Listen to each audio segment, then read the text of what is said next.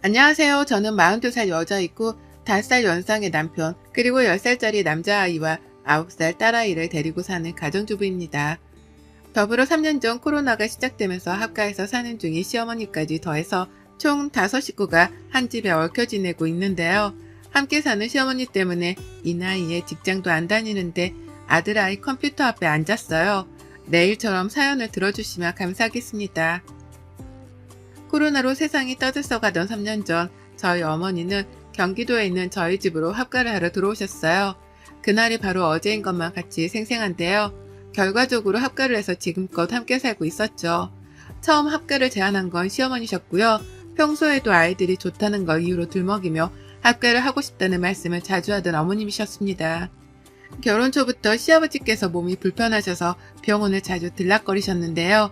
그것 때문인지 혼자 남편 뒤치다거리를 하면서 집에서 지내는 것이 힘들다고 하선을 자주 하시더라고요. 적적하고 외롭다면서 말이죠. 하지만 저희 부부도 애들 둘 키우며 바쁘게 사느라 합가를 한다는 것 자체는 꿈도 꿀 수 없었답니다. 시어머니의 시아버지까지 모신다고 생각을 하니 저희도 분명 부담은 컸었거든요. 물론 합가 자체가 싫은 게 가장 큰 이유이긴 했지만 말이죠. 그러게 3년 전까지 틈만 나면 학과 얘기를 꺼내는 어머님의 말씀을 못 들은 척 하면서 잘 버텨왔었습니다. 애들이 학교에 들어가고 나서부터는 학부모가 된 저까지 덩달아 바빠져서는 더욱 어머님에 대해서 신경을 쓸 겨를이 없었네요. 남편이 대신해서 시아버지 병간호를 하며 시어머니도 간간히 챙겼고, 제가 하는 일이라고는 며느리로서 안부 인사 정도를 주기적으로 해드리는 것뿐이었어요. 저에겐 제가 챙길 제 부모님이 계셨으니까요. 그러다 코로나가 터진 후 시아버지가 돌아가시게 되며 상황은 아주 급격하게 달라졌습니다.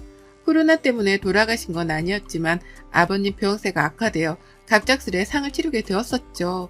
그리고 난 후 시어머니는 혼자는 죽어도 못 산다며 남편을 부여잡고 대성통곡을 하시더라고요. 이렇게 살 바에야 그냥 차라리 죽는 게 낫겠다는 심한 말씀까지 하면서 말입니다. 그 후 남편은 시어머니에 대한 걱정의 정도가 달라진 건지 급하게 시댁을 처분하고 시어머니를 집으로 모셔왔어요. 그렇게까지 한 달이 채 걸리지 않았었죠. 저에게는 정말 황망한 때였답니다. 30에 결혼해 남편과 오랜 시간을 함께 살아오면서 충분히 존중받고 사는 줄 알았는데 시어머니를 모시고 사는 문제를 한마디 논의조차 하지 않고 멋대로 결정을 했다고 생각하니 화도 치밀어 올랐었죠. 배우자에게서 받은 배신감도 이루 말할 수 없었고요. 하지만 별 수 없었습니다. 남편이 죽고 혼자가 된 시어머니의 마음을 채 헤아리기조차 힘들었는데 코로나가 터진 상황에서 저조차 세상 일이 어지러운데 무작정 어르신을 나가라며 쫓아낼 수도 없는 노릇이었으니까요. 여러 복합적인 상황들 때문에 제가 잠시 침묵을 하는 걸로 결론을 내렸고, 그렇게 어머님은 저희와 함께 한 집에서 사는 한 식구가 되었답니다. 그간의 어머님과 함께 살며 겪었던 우여곡절이 너무나도 많아서 이 한글에 담을 순 없지만요. 기가 막힐 정도로 이해하기 힘들었던 적들만 꼽아보자니 제 가슴이 다 철렁하네요. 어머님은 저희 집에 들어오셔서 한동안은 적응을 하는 건지 꽤나 조용하셨습니다. 마치 눈치를 보는 사람처럼 평상시에 좋아라는 손주, 손녀들한테도 말을 아끼셨고, 당신 아들이 집에 들어와도 눈인사 정도만 하시는 등 저희가 시어머니 눈치를 보게까지 만드셨답니다. 기분이 괜찮으신 건지 어디 불편해서 저러시는 건지 등등 오만 가지 생각이 들게끔 하셨었죠. 남편도 괜히 제가 집에서 눈치를 먼저 주는 바람에 어머님이 편하게 지내지 못하시는 게 아니냐며 핀잔을 주기 시작했고, 그쯤 되니 저도 괜히 잘못을 한 것만 같더라고요. 시어머니가 정말 나 때문에 내 눈치를 본다고 말이 없는 건가 하고 말이죠. 그런 상황이 여러 번 반복이 되고 남편으로부터 의돈찮은 의심과 오해를 사게 되며 저도 더 신경을 쓰게 되었답니다. 시어머니께 말 한마디라도 더 걸어보고 어머님이 좋아를 하실 만한 간식거리라도 내어드리면서 최대한 집안에서 어머님과 사이좋게 지내보려고 애를 썼어요. 왜 눈치를 보는지는 모르겠지만 처음엔 말씀도 없고 웃음도 없으셨던 어머님께서도 제가 적극적으로 관계 개선을 해보려고 나서기 시작하면서부터는 서서히 말씀도 많아지셨고, 그때부터 애들과 웃는 등 평소다운 모습을 보이기 시작하셨답니다. 평소에는 정말 말이 많은 분이셨거든요. 아무튼 그렇게 집안에서 저의 적극적인 보살핌 아닌 보살핌을 받기 시작하신 어머님은 그때부터 달라지기 시작하셨습니다. 이제는 저희 집을 완전히 자신의 집이라고 생각을 하기 시작한 거죠. 그리고는 본성도 드러나더라고요. 처음에 눈치 보며 집안 동태를 살피신 것이었고 그 후에는 본격적인 집안 어른 행세를 하신 거죠. 위덜은 아니 가장 나이 많은 노인답게 말입니다. 가장 큰 문제는 아이들을 가르치는 교육 가치관이었어요. 부모인 저랑 남편이 괜찮다는데도 불구하고 시어머니가 애들 교육에 관여를 하려고 드시더라고요. 제가 애들 아침에 꼭 먹이면서 키웠고 다만 애들이 밥 먹는 걸 굉장히 부담스러워하고 또 첫째 아이 같은 경우에는 배탈이 자주 나는 편인지라 아침에는 최대한 간소하게 먹였습니다. 코로나로 등교를 못하고 원격 수업을 할 때에도 삶은 계란이나 고기를 얹힌 죽을 내어주면서 아침을 부담스러워하지 않게 하려고 노력했죠. 그런데 어머님은 그걸 가지고서 아침 밥상머리 교육을 잘 못 시키고 있다며 저를 혼내키시더라고요. 그러면서 애들한테는 자고로 밥은 팍팍 퍼먹어야 크는 건데 니들 엄마가 잘못하고 있구나 라고 하며 억지로 밥을 몇 숟가락씩 더 떠먹이곤 하셨답니다. 당연히 애들이 먹기를 거부했고 또 싫어했죠. 제대로 된 반찬도 나오지 않았는데 밥부터 퍼먹으라면서 밥그릇에 밥만 주니 어떤 애들이 그걸 좋아라 하며 먹겠냐고요. 하지만 어머님은 그걸 가지고서도 애들이 밥상머리 교육을 못 받아서 안 먹는 거라며 큰 소리를 내셨답니다. 저도 그렇고 애들도 그렇고 기분이 나쁠 수밖에 없는 취급이었죠. 또 다른 문제는 저하고 다른 어머님의 생활 습관이었는데요. 어머님이 글쎄 남의 물건에 손을 참 쉽게 대시더라고요. 꼭 도둑마냥 말입니다. 그간에 다 제 남편이랑 자식들이었기 때문에 누가 제 물건에 손을 대건 말건 상관이 없었습니다. 손을 댄다 하더라도 제 물건을 버리는 것도 아니었고 그냥 딸아이가 호기심에 엄마 화장품에 손을 대는 게 전부였는지라 문제가 될 것이 전혀 없었죠. 오히려 귀여운 아이의 행동이었고요. 그런데 시어머니가 집안에 들어오신 후로는 너무나 많이 신경이 쓰이기 시작했어요. 첫째로 어머님은 제 물건에 손만 대는 게 아니라 멋대로 버리는 행동까지 시전하셨답니다. 며느리는 딸도 아니고 엄연히 남이기에 며느리 물건에 손을 댈 때 허락이라도 받으면 좋으시란만 그런 애이 따위도 전혀 없으시고요. 그렇게 손을 대고 난 후 멋대로 필요 없는 물건일 것이라고 판단을 하고서는 그걸 그냥 버려버리시더라고요. 그렇게 버려진 제 옷이랑 화장솜, 팩트 쿠션, 그리고 매니큐어가 한 바가지였습니다. 애들이 마냥 어린 갓난아이도 아니고 저도 기분 전환 삼아 손톱에다가 살 색깔이나 투명 색깔의 매니큐어 정도는 생각날 때 한 번씩 바르는 편이었는데요. 그것마저도 어머님은 얘 엄마가 사치이고 주접떠는 짓이라며 버리셨어요. 옷도 며느리가 뭘 입는지 구경을 하고 싶었다며 옷장을 열어보고서는 조금이라도 무늬가 있어 보이는 건 교양없어 보인다는 말씀을 하시며 버리셨고요. 이런 행동을 하필 제가 집에 없을 때마다 골라 해내시는 바람에 저는 제 물건이 쓰레기통에 처박히다 못해 집 밖으로 버려지는 과정을 지켜보지 못했답니다. 그리고는 뒤늦게야 눈치를 채고서 시어머니랑 입씨름을 하며 혼자 혈압이 치솟아 오르곤 했죠. 어머님은 일방적으로 자신이 맞는 선택을 했다고 주장하시며 전혀 죄책감 같은 것도 가지질 않으셨고요. 어디서부터 문제였는지 이제는 정확히 기억도 나질 않습니다. 시어머니가 도대체 왜 저러시는지에 대해서 이제는 이해를 할 힘도 없고요. 그저 남의 물건에 손을 댈 때 제발 허락이라도 받아주셨으면 싶은데 그런 기본마저 바라는 게 사치라는 걸 잘 알았는지라 어머님에 대해서는 거의 체념을 하다시피 내려놨어요. 그런 사람과 한 집에서 살아간다는 건 정말이지 괴로운 일이었고 그걸 증명하듯이 저는 언젠가부터 40 초반인데 머리카락이 빠져나가기 시작했네요. 자고 있으면 베개 위에 머리카락이 한 움큼씩 빠져있는데 병원을 가보니 스트레스가 원인이라는데 시어머니 때문에 이 나이에 스트레스를 받다 못해 머리카락까지 빠지다니 생각할수록 차차하고 내 부모님을 볼 면목이 없었어요. 잘 사는 모습만 보여드리고 싶은데 뵐 때마다 나이가 팍팍 들어가는 모습을 보여드렸거든요. 친정 부모님까지도 걱정이 많으실 수밖에 없었답니다. 이런 시어머니하고는 정말 끝없는 전쟁을 한 집안에서 이어가는 중이었어요. 언제 끝날지 모르겠다며 저 스스로도 이 싸움의 끝을 감히 짐작조차 못하고 살고 있었는데요. 문제 덩어리인 시어머니가 큰 건 하나를 해내고야 마셨답니다. 지금 생각해도 열불이 나서 손이 파르르 떨리네요. 제가 너무 괴롭고 힘든데 어디다가 스트레스를 풀어야 하나 고민을 하던 중 피부 관리를 시작했어요. 저희 친정엄마가 저 볼 때마다 주름살이 너무 늘어간다며 가슴에 피멍이 드는 심정이라며 괴로워하고 난 후부터였죠. 내가 시어머니 때문에 빠른 노화를 겪고 있는데 이 모습을 친정엄마한테 계속해서 보여드리기만 할 수는 없다 싶었습니다. 그래서 내가 할 수 있는 한 피부 관리도 하고 내 자신을 가꾸면서 엄마한테도 딸이 예쁘게 나이 들어가는 모습을 보여드려야겠다 결심을 했어요. 그때부터 남편이 주는 용돈을 쪼개 제 화장품 사는 데에 쓰기도 했고요.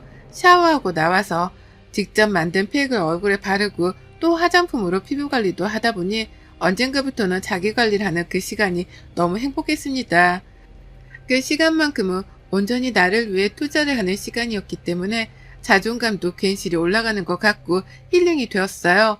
아이들한테도 그 시간만큼은 엄마를 방해하지 말아달라 부탁을 했을 정도로 저는 하루 중 저녁 20분 동안에 즐기는 그 관리 시간이 행복했습니다.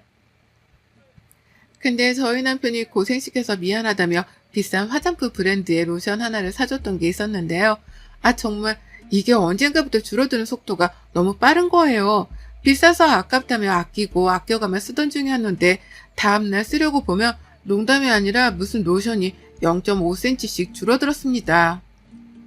그 정도 용량이 줄어들려면 펌프를 적어도 5번에서 10번은 했어야 할 텐데 그 속도로 로션이 줄어들어 갔어요.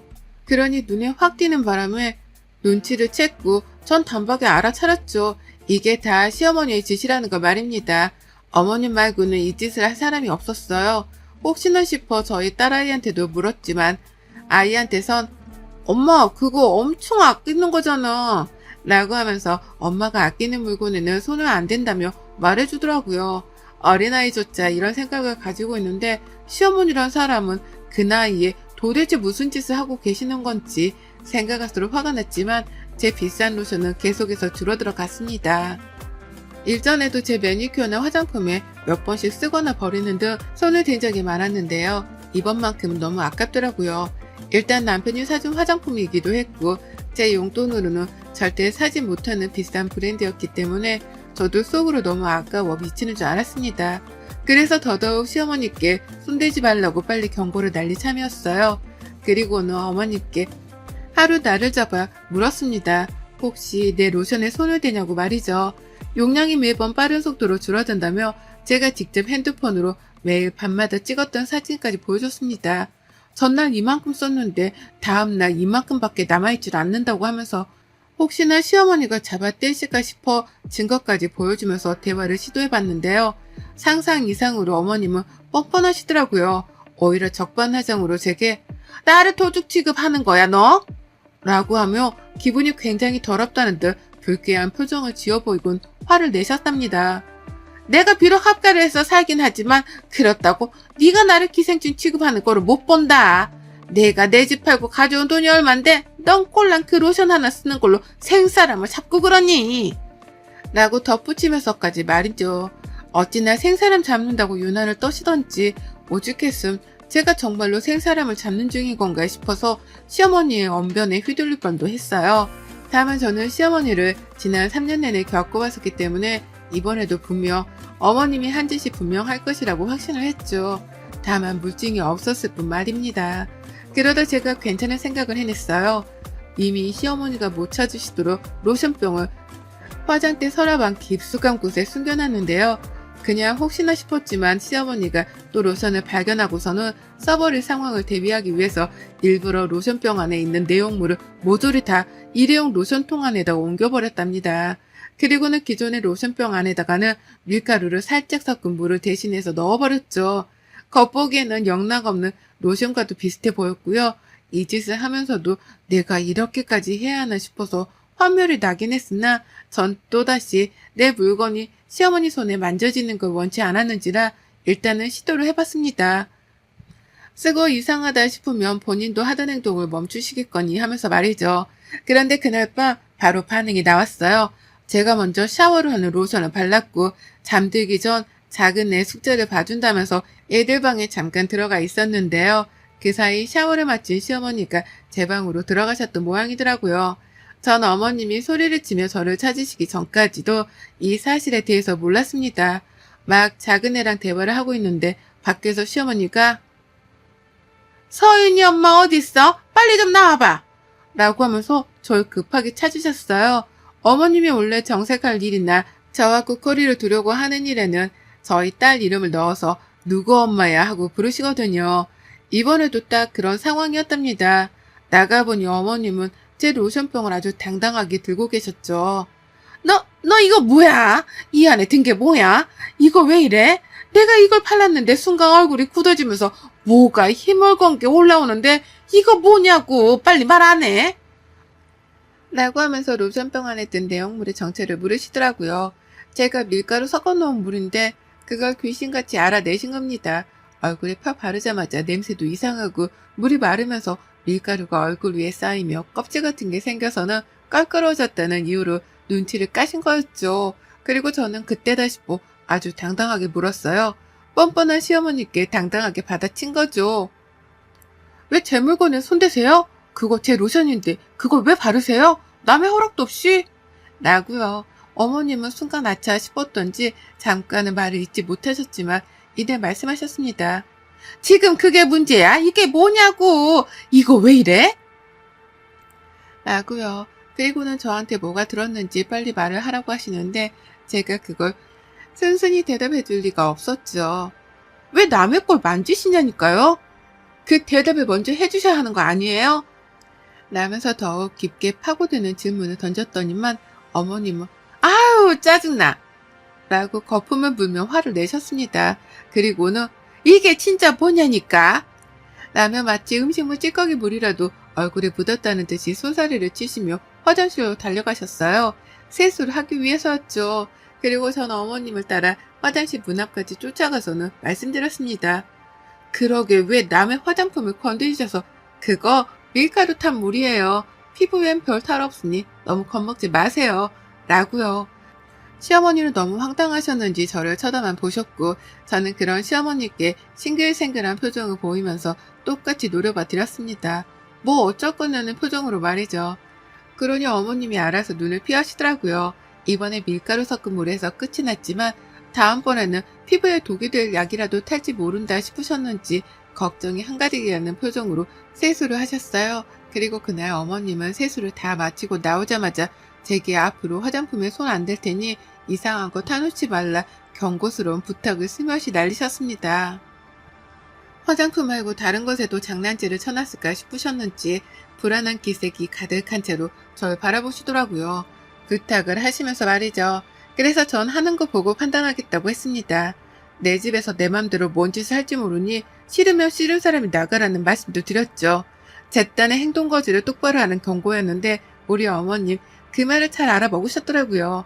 그 후부터는 제 물건에 절대로 손을 대지 않기 시작하셨답니다. 급기야 이제 완전히 저에게 백기를 드셔가지고요. 혹여나 며느리가 또 무슨 물건에 장난질을 쳐놨을까 싶어 겁부터 먼저 먹으며 행동하기 시작하셨어요. 당신 수건 닦는 데에도 혹여나 싶으셨는지 수건을 찬찬히 살펴보시고 나가기 전에 신발 속까지도 눈으로 훑어보곤 신으신답니다. 제가 설마 발에다가 신는 신발 안에 바늘이라도 꽂아 놓았을까 싶으셨던지 하루는 신발을 신지 못한 채 몇 번을 확인한다며 손가락부터 집어 넣으시더라고요. 그걸 뒤에서 보고서는 뭐 하는 중이세요? 라고 물어를 보니 어머님은 이게 다 저 때문에 시작된 일이라는 것 마냥 뚱한 표정을 지으신 채로 말씀을 하셨답니다. 네가 내 마음을 아냐? 라고 말이죠. 그러면서 차마 며느리 기분을 상하게 할까 싶어 더 쓴 말을 못하겠고 속은 열불이 터져서는 겨우 인내를 하며 찡그린 표정으로 후다닥 밖을 나가버리셨죠. 밀가루 섞인 물의 여파가 크긴 컸는지 별의 별것에도 눈으로 확인부터 하고서는 행동을 하시는데 그 불편함이 저에게까지 느껴지는 게 너무나 통쾌하네요. 불편해 죽겠다며 뭘 하거나 씻거나 먹을 때마다 눈을 개스름하게 떠서는 확인부터 찬찬히 하시는데 저 오신병을 당장 고치지 못하면 어머님이 앞으로 참 많이 힘드시겠구나 싶었습니다. 사는 게 얼마나 피곤하고 역할까 싶어서 제가 다 불편해 죽겠더라고요. 물론 그런 시어머니를 보는 심정은 통쾌한 뿐이지만 말이죠.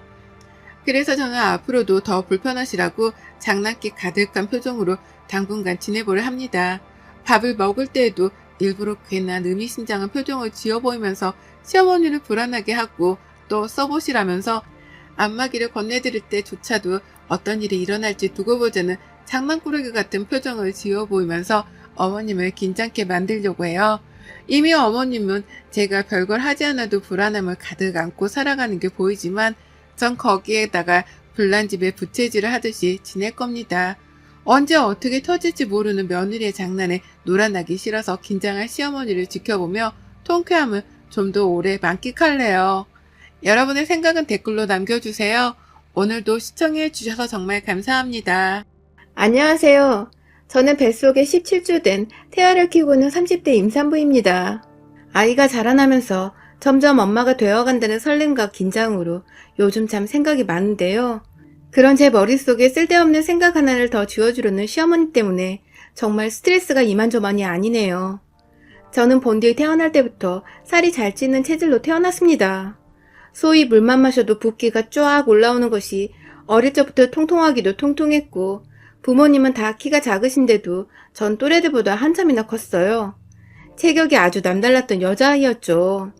그런 전량에 저희 친정어머니께서 그러시더라고요. 저는 젖을 좀 먹이면 애가 다음날 몇 배로 불어있곤 했고 얼마나 쑥쑥 잘 크던지 커서 농구선수나 여자 역도선수같이 힘쓰는 일을 시켜야 하나 싶었다고요. 보통 이런 소리를 들을 때면 옆에서 저희 언니는 엄마라면 딸내미를 좀 더 예쁘고 호리호리하게 키울 생각부터 해야 하는 게 아니냐고 하면서 역도 선수가 뭐냐며 제 통통한 몸뚱이를 보고 놀릴 자세를 취하곤 했었어요. 하지만 전 그게 다 아무렇지 않았어요. 나라를 대표할 수 있는 농구 선수나 역도 선수 아무나 할 수도 없고 대충 하고 싶다는 생각만으로도 할 수 없는 너무나 멋있는 직업이잖아요. 그래서 저는 체격이 커서 부끄럽고 창피하고 숨기기보다도 먼저 자진해서 엄마 말 맞다 나 농구를 하는 남자애들 옆을 기웃거리고 역도 선수는 어디서 시작해야 하는 거냐고 선생님께 물어보는 등 저 혼자서 제 꿈을 키워보겠다며 그 조그만 했을 때부터 제 앞가림을 제가 하겠다며 밖을 돌아다녔어요. 엄마도 아빠도 어린 제게 외모로 상처 입히고 싶지 않으셨는지 늘 좋은 말씀을 해주시며 제가 바르게 제 자신에 대해서 생각을 가질 수 있도록 옆에서 많은 도움을 주셨고요.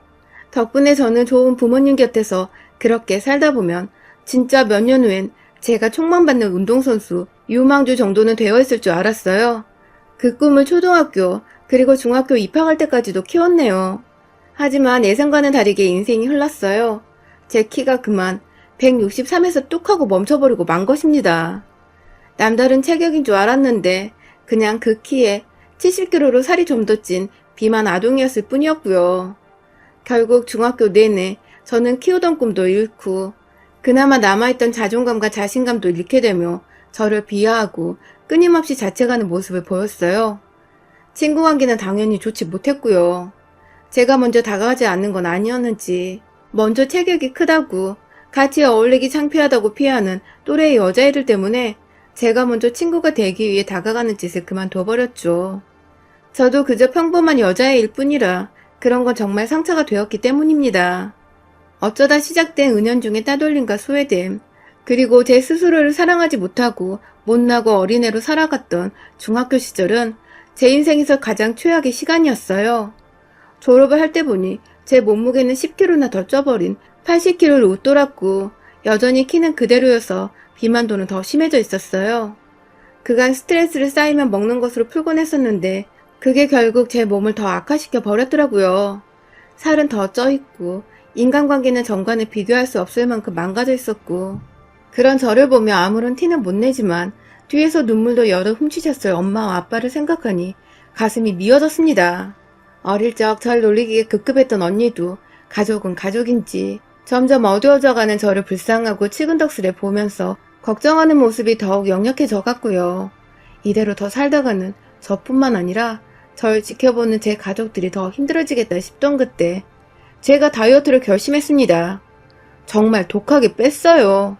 남들은 대학 가면 빠진다고 공부에 열을 올리던 그때 저는 정말 죽지 않을 만큼 먹으면서 날마다 동네를 돌아다녔어요. 처음엔 살이 쪄서 무릎 관절이 안 좋아 5바퀴 정도 돌던 걸 살이 조금씩 빠지기 시작하자 10바퀴, 20바퀴 정도는 점점 거뜬해졌고요. 중간중간에 식욕을 참지 못하고 하루 정도 이성을 잃고 밥을 먹은 적도 있었지만 이내 학교 갈 생각만 하면 스트레스가 쌓이는 바람에 또 정신을 차리고 다이어트를 할 수 있었죠. 그렇게 중학교를 졸업하고 고등학교에 입학하는 딱 그 사이 그 짧은 기간 동안 저는 무려 30kg를 빼버렸습니다. 정말 초등학생 하나가 제 몸에서 빠져나간 꼴이었어요. 사람이 완전 딴 사람이 되어버리니 저는 말할 것도 없고 가족들도 정말 많이 좋아했습니다. 제가 신이 나서 먼저 옷을 사달라고 하고 꾸밀 수 있는 액세서리며 이것저것 또래 여자애들 같은 것들에 관심을 보이니 부모님도 안심이 된 듯 보였어요. 그러면 좀 더 친구들을 쉽게 사귀며 어울릴 수 있을 거라 생각을 하셨을 테니까요. 다행히 부모님이 원하셨던 대로 고등학교에 진학을 하면서는 친구를 사귀는 것이 많이 수월했어요. 살 빠졌다며 몰라보겠다며 신기해서 다가와준 애들도 있었지만 워낙 집에서 떨어진 고등학교로 진학하는 바람에 중학교 동창들이 잘 없어서 새롭게 학교 생활을 시작하기에는 정말 딱이었죠. 비교적 학교 생활도 잘했고 친구 관계도 힘들어할 일이 없으니 학업에도 더 집중할 수 있었습니다. 운이 좋게 공부를 잘한다는 친구들과 친해지게 되면서 덩달아 가장 뒤처져 있던 저는 친구들의 도움도 받아 겨우겨우 원하는 성적을 맞춰갈 정도로 공부하는 것에 적응을 할 수도 있었고요. 그 와중에도 다이어트에 대한 강박은 늘 가지고 있었어요. 제가 매일같이 울면서 힘들게 살을 뺐던 거라서 다시 살찔까봐 생기는 걱정에 대한 강박증도 컸었지만 정말 지독하게도 식단 관리를 3년 더 이어가며 고등학교를 졸업하던 때에는 오히려 40대 중반의 몸무게를 더 빼서는 완전히 말라빠진 몸매를 가지게 되었고요.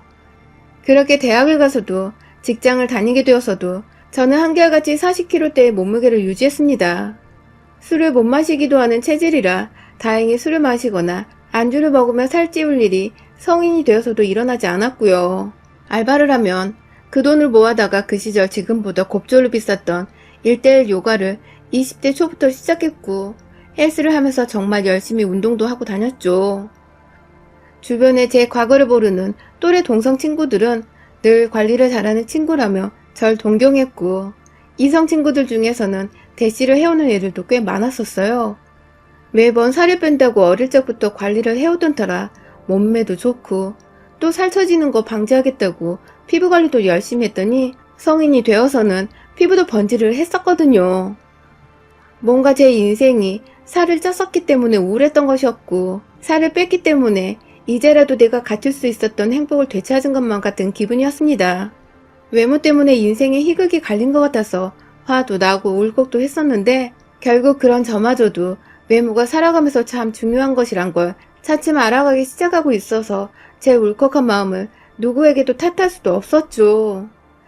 그렇게 매일같이 같은 일상을 반복하며 살다가 20대 후반에 지금의 남편을 처음 만났어요. 남편은 제가 다니는 헬스장에서 함께 운동을 하던 회원이었는데 매일같이 저만큼이나 운동에 빠져 살던 사람이었죠. 금요일 퇴근 후건 휴일이건 헬스장 사람들이 놀러 갔는지 텅텅 비어있을 때마다 유일하게 헬스장에서 땀을 빼고 있던 몇 안 되는 회원이었던 저희는 그렇게 자연스레 서로의 존재를 톡톡히 알았고 서로 운동만 하다가 트레이너 선생님과 셋이서 자연스레 부딪히고 말도 몇 마디 서로 건네보다 결국 남편이 먼저 운동 후 가벼운 커피 한 잔을 권하며 첫 데이트를 하게 되었습니다. 너무너무 제 맘에 쏙 드는 사람이었어요. 운동하는 것을 좋아하고 술도 잘 안 마시고 또 제가 운동하는 것을 존중해주고 시간을 배려해줄 줄 아는 사람이었으니까요. 연애 초반에는 어찌 남자와 데이트를 해야 할지 몰라서 정말 감도 안 왔는데 먼저 제가 운동을 하는 걸 알고서는 헬스장에서 자주 만나자고 해주고 밤늦게는 살찐다고 가벼운 커피 한 잔 말고는 뭘 먹자 불러내주지도 않고 절 딱 봐도 어떤 사람인지 파악이 되는 건지 제가 살고 있던 생활 패턴에 맞게 데이트를 하자고 늘 이끌어주던 남편이 너무너무 고마웠습니다. 그렇게 운동에 미쳐 살던 신세대 커플 같은 저희는 30을 넘기고 연애한 지 3년차 되던 올해에 결혼을 했습니다. 이보다 더 잘 맞을 수 없다며 생활 패턴도 비슷하고 취미생활도 운동 하나로 비슷한 저희가 다른 짝을 찾을 이유가 있겠냐며 쿨하게 프로포즈를 하는 남편을 저도 거절할 이유가 전혀 없었죠. 그렇게 저희는 결혼을 하고 나서 각자의 직장 가운데에 자리를 잡은 동네에 신혼집을 차리고 신혼생활을 시작했는데요. 결혼 생활을 시작하고 나니 남편의 단점은 아니었지만 이 생활 자체의 단점이 하나도 보였어요. 일단 하나는 저희는 정말 죽어라 운동만 하는 커플이었다는 것입니다. 저도 사람인지라 아무리 살 빼는 게 중요하고 운동하는 게 좋다지만 가끔은 쉬어주는 시간을 가지기도 했거든요. 하루에 1시간 정도 유산소와 무산소를 섞으며 일하는 것만으로 충분하다 생각하며 살아오다가 남편을 만나서는 이 사람이 운동에 미쳐 사니까 덩달아 따라서 조금씩 무리를 해보며 헬스장에 더 오래 머물렀던 것인데 결혼을 해보니 남편은 좀 여유를 가지고 신혼생활을 더 즐기기는커녕 더 열심히 퇴근 후 곧장 헬스장으로 주말에도 눈 뜨면 헬스장으로 향하더라고요. 이게 좋았기 때문에 결혼을 한 건데 막상 내 남편으로 둬보니 평생을 운동에 미쳐 사는 남자와 이렇게 살 수 있을까 싶어서 아찔했습니다.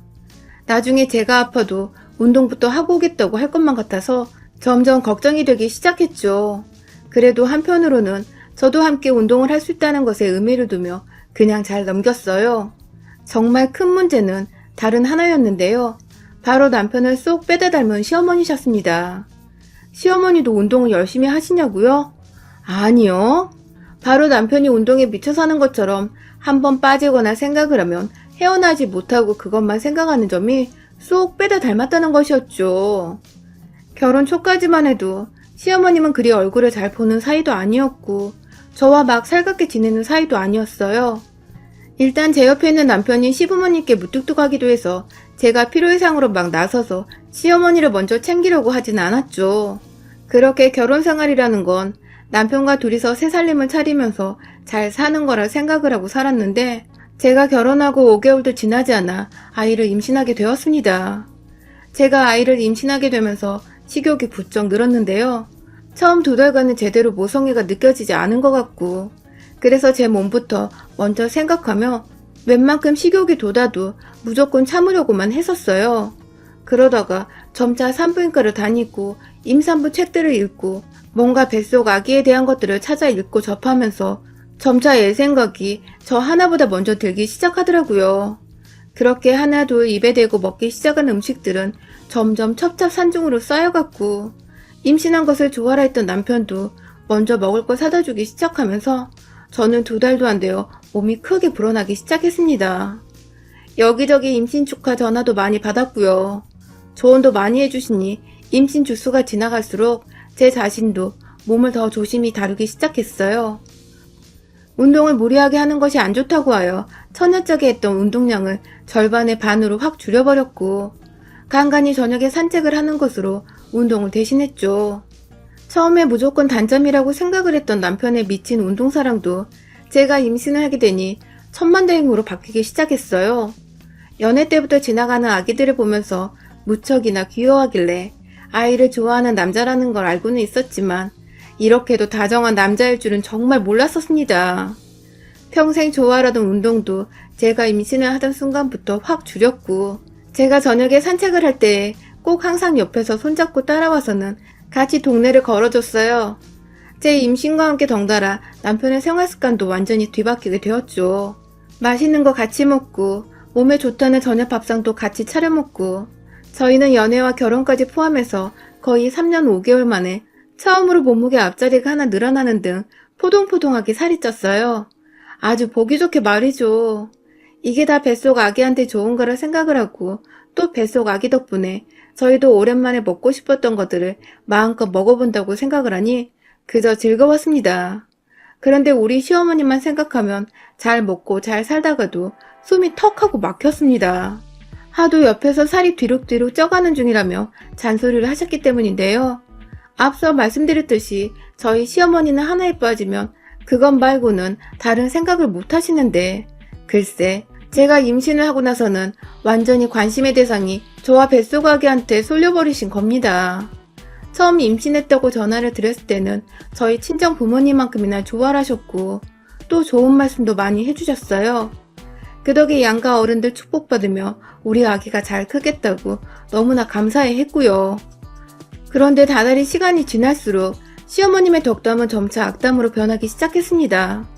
처음에는 단순히 임신한 여자가 얼마나 조심히 행동을 해야 하는지 알려주는 조언부터 시작이 되었어요. 출근하는 길에 핸드폰도 아닌 집으로 전화가 오셔서는 당장 나가봐야 하는데 임신해서 출근하면 쓰냐고, 당장에 사표를 쓰고 집에 있으라는 어이없는 말씀을 하셨어요.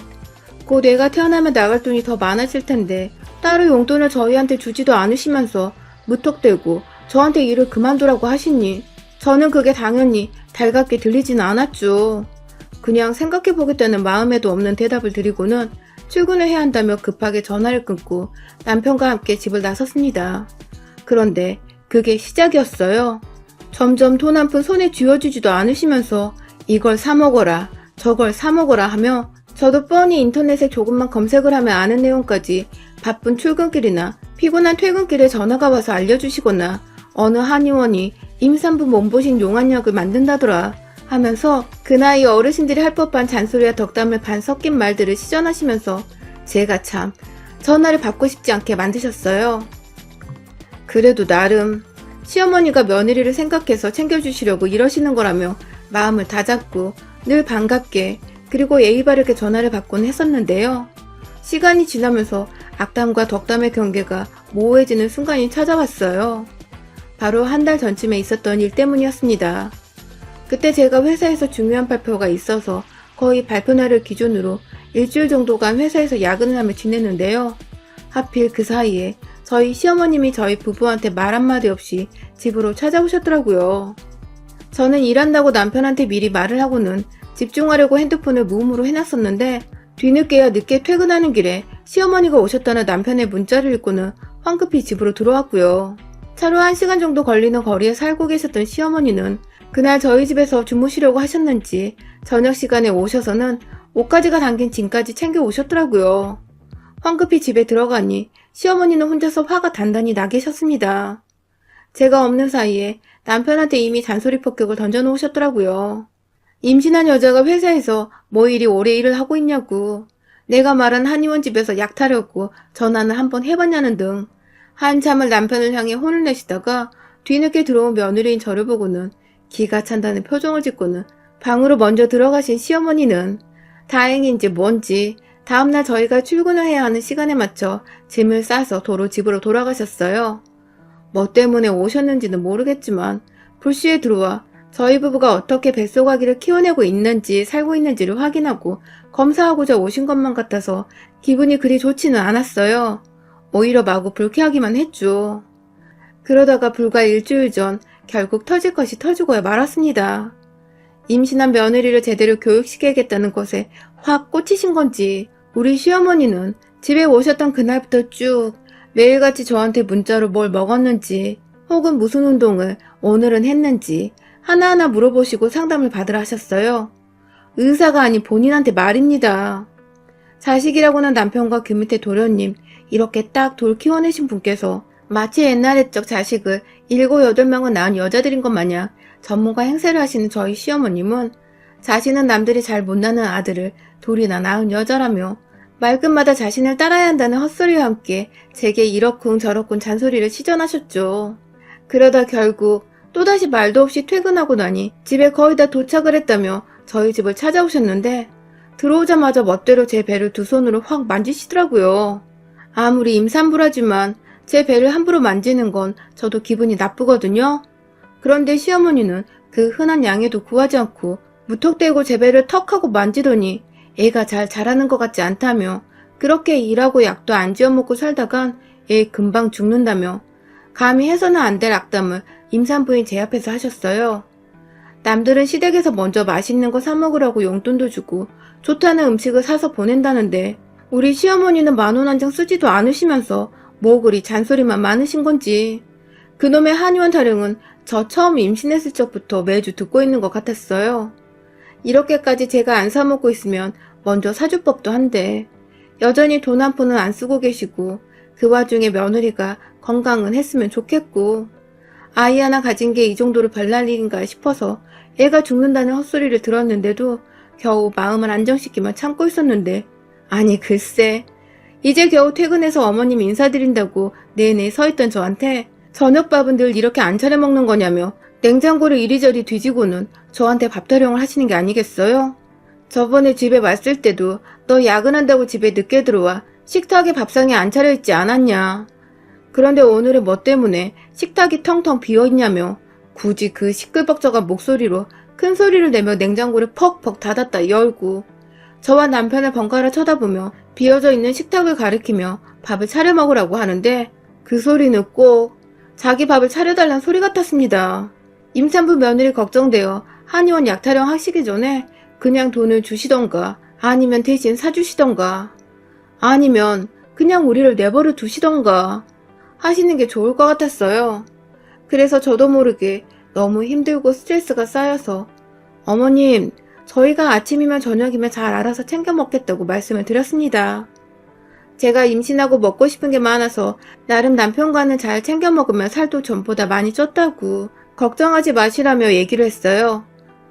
그런데 달래는 저와는 달리 시어머니는 오히려 제 말 어딘가에서 열이 받으셨는지 임산부 앞에서 쩌렁쩌렁하게 목소리를 높여 혼을 내셨습니다.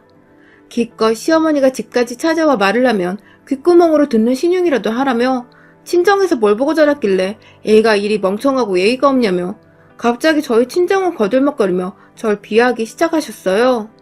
그러니까 어머님 말씀으로는 제가 그간 어머님 말을 꾸준히 무시를 했다는 것인데 전 그간 출근길에도 어머님 전화인 거 뻔히 알면서 무시 못하고 다 받았고 집에 무턱대고 찾아왔을 때에도 일하고 오느라 힘들어 죽을 뻔했지만 티 안 내고 하시는 말씀 다 받아듣고 있었거든요. 그런데 살다 제가 살쪄서 뚱해 보인다는 소리는 들어봤어도 임신하고 닦은 마당에 멍청하다는 소리는 또 처음 들어보네요. 그것도 저희 친정을 욕보이면서 말입니다. 그런데 제가 순간 너무 빡쳐버렸습니다. 아시다시피 임산부라 조울증같이 감정 컨트롤이 잘 안 되는 거 정말 겨우겨우 참고 살고 있었는데 정말 그 순간만큼은 남편이고 뭐고 시어머니의 얼굴과 기분 나쁜 그 목소리를 정말 더 이상 듣고 싶지 않았어요. 제가 임신하고 남편과 같이 먹고 싶은 걸 많이 먹고 싶었지만 그만큼 또 소화가 안 돼서 속이 더부룩한 경우도 많았거든요. 임산부한테는 소화불량에 오미자차가 좋다고 해서 거의 임신하면 이걸 남편과 둘이서 같이 달고 살았는데 그때도 마침 제가 손바닥만한 머그컵에다가 오미자차를 따라 부어놨었거든요. 시어머니 잔소리 듣다가 다 식어가고 있던 오미자차를 보는 순간 제 머릿속 김도 완전히 다 빠져나가는 기분이었어요.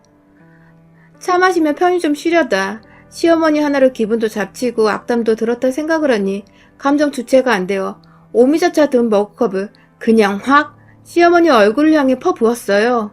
어릴 적 나름 운동선수를 꿈꾸며 살았던 제겐 비록 살만 빠졌을 뿐 기본적인 힘이 남아있었거든요. 진짜 있는 힘껏 컵잔을 쥐고서 차를 들이보니 물살이 어찌나 셌던지 시어머니 얼굴에서 퍽 하고 주먹에 맞은 듯한 소리가 났습니다. 시어머니는 졸지에 며느리한테서 물세례를 받고는 어안이 벙벙해 미친년이라 소리를 꽥꽥 지르셨고 저는 그런 어머니가 더 이상 보고 싶지 않아서 한 대 더 맞고 싶으시면 여기 딱 기다리라며 이번에 목마를 때 마시려고 물병에 담아놓은 오미자차 1리터 용량을 냉장고에서 꺼내들었어요.